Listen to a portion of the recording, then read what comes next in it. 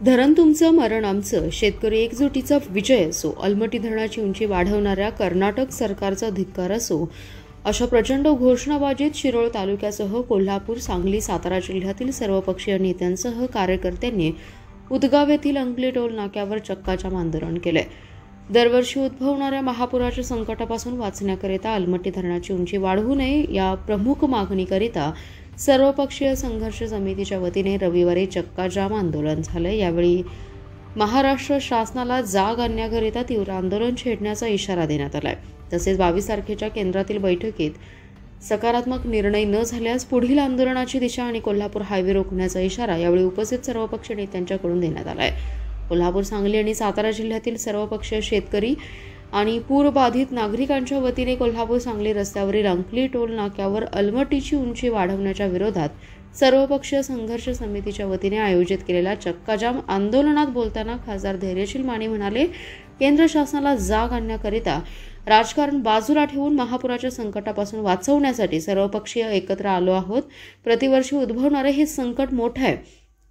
22 मे रोजी केंद्रीय मंत्र्यांनी बोलवलेल्या बैठकीपूर्वी राज्य शासनाने अलमट्टी उंची वाढीबाबत निर्णय घेणं गरजेचं आहे। महाराष्ट्र शासनाचा वडनेरे समितीचा अहवाल आम्हाला मान्य नाही।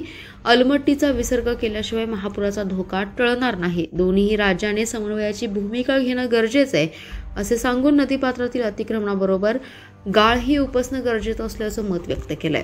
कोल्हापूर व सातारा 3 जिल्ह्याला अत्यंत त्रासदायक ठरणारा सन 2019चा महापूर आणि या महापुराची जी काही कारण आहेत त्यामध्ये प्रमुख कारण असणारं जे अलमट्टी धरण आणि त्याची आता कर्नाटक सरकारने जे काही निर्णय घेत आहे की त्याची उंची वाढवण्याच्या संदर्भात आज त्याच्या विरोधात या ठिकाणी सांगली कोल्हापूरच्या सर्व पूरग्रस्त लोकांनी आणि शेतकऱ्यांनी आज अंकली पुलावर चक्काजाम आंदोलन केलं होतं। सांगली आणि कोल्हापूर जिल्ह्यातले सर्व लोकप्रतिनिधी, आमदार, खासदार या चक्काजाम मध्ये उपस्थित होते। हजारोने या ठिकाणी दोन्ही जिल्ह्यातले कार्यकर्ते आणि शेतकरी उपस्थित राहिले होते आणि म्हणून राज्य सरकारला आमची मागणी आहे की कर्नाटक सरकारची चर्चा करावी आणि चर्चा करून या अलमट्टी धरणाची उंची वाढवण्याच्या संदर्भात त्याचा महाराष्ट्राच्या शेतकऱ्यांना आणि सांगली, कोल्हापूर, सातारा जिल्ह्याला काय नुकसान पुराच्या माध्यमातून होतोय ह्याचा अभ्यास करून तात्पुरता तो या ठिकाणी निर्णय स्थगित करावा।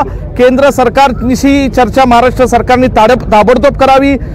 आवश्यकता पडली तर सुप्रीम कोर्टाची सुद्धा पायरी या महाराष्ट्र सरकारने सांगली कोल्हापूरच्या लोकांसाठी चढली पाहिजे आणि अलमट्टीच्या धरणाबाबतीत कर्नाटक सरकारला थांबवून हा निर्णय ताबडतोब त्याला स्थगिती द्यावी अशी आमची मागणी आहे। धन्यवाद।